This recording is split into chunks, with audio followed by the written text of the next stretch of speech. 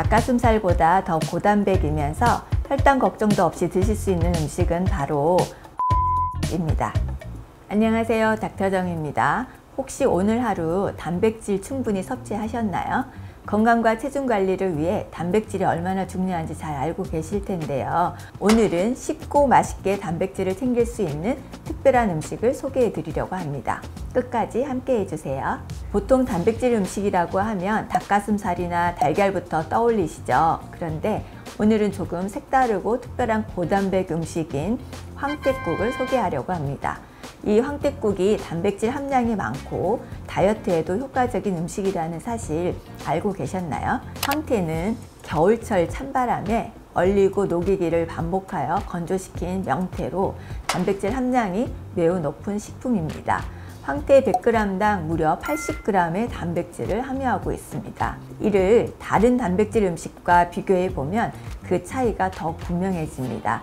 예를 들어 소고기, 돼지고기, 닭고기, 동태, 고등어 같은 일반적인 단백질 식품에는 100g당 약 20g 정도의 단백질이 들어있으며 달걀 한 개에는 약 6g, 100g 기준으로 한다면 약 10g의 단백질이 포함되어 있습니다. 두부 100g에는 약 8g의 단백질이 들어있죠. 반면 황태 100g에는 무려 80g의 단백질이 포함되어 있어 동일한 양으로 비교했을 때 4배 이상의 단백질을 섭취할 수 있습니다. 이뿐만 아니라 황태는 고단백 저지방 식품으로 다이어트 시에도 매우 적합한데요.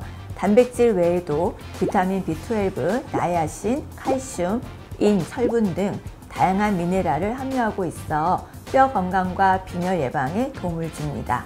특히 황태에 포함된 필수 아미노산 중 하나인 메티오닌은 간 해독 작용을 도와 숙취 해소에 효과적이며 항산화 작용과 동맥경화 예방에도 기여할 수 있습니다. 그렇다면 하루에 어느 정도의 단백질을 섭취하는 것이 좋을까요?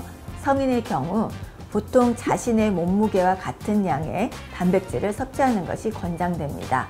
예를 들어 몸무게가 60kg인 경우 하루 60g 정도의 단백질을 섭취하는 것이 좋은데요.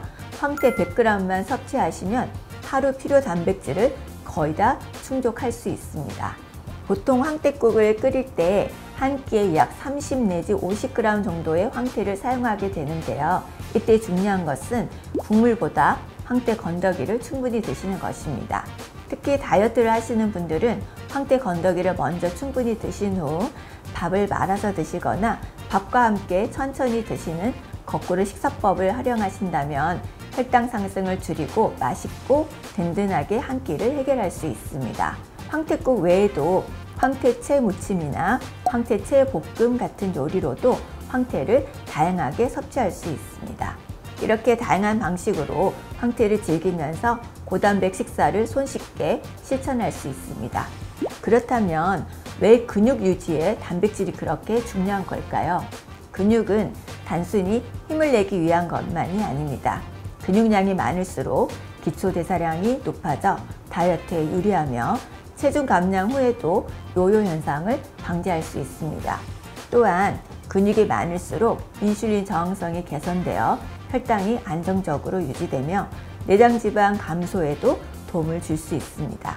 특히 나이가 들수록 근육 유지가 더 중요해집니다. 근감소증을 예방함으로써 골절 위험을 줄이고 심혈관 건강을 지키며 더 활력 있는 생활을 할 수 있기 때문입니다. 근육이 많아지면 정신 건강에도 긍정적인 영향을 미친다는 연구 결과도 많습니다. 오늘 소개해드린 최고의 고단백 음식 황태국, 날씨가 추운 요즘이나 운동 후 근육 회복이 필요할 때 간편하게 드실 수 있는 최고의 선택입니다. 황태국은 간단하게 만들 수 있으면서도 건강을 챙길 수 있는 음식인데요. 끓이는 방법도 매우 쉽습니다. 황태를 물에 불려 부드럽게 한 후 참기름에 볶아 물을 붓고 끓이면 끝입니다. 여기에다가 다진 마늘이나 파를 넣고 간을 맞추기만 하면 완성입니다. 참기름 대신에 들기름을 넣으셔도 너무 좋습니다.